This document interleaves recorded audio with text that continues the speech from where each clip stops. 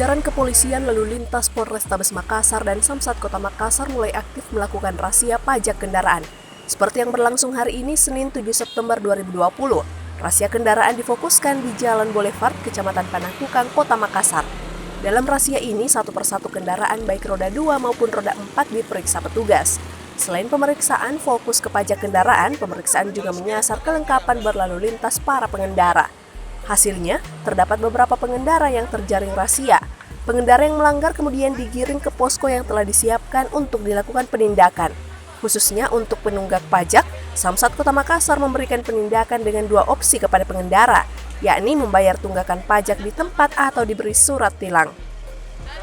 Meski demikian, Samsat memberi kebijakan khusus penghapusan denda pajak bagi pemilik kendaraan yang menunggak selama Januari hingga bulan ini.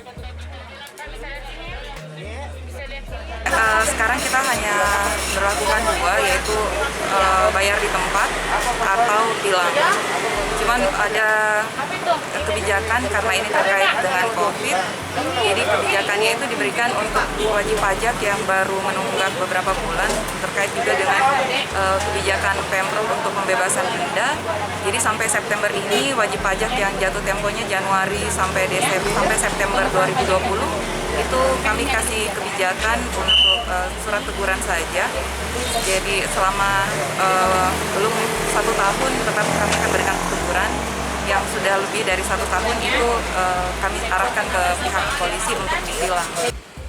Diketahui razia pajak kendaraan ini akan dilakukan selama 3 hari, dimulai dari hari ini hingga Rabu 9 September 2020. Dari Makassar, Suparman Fajar.co.id melaporkan.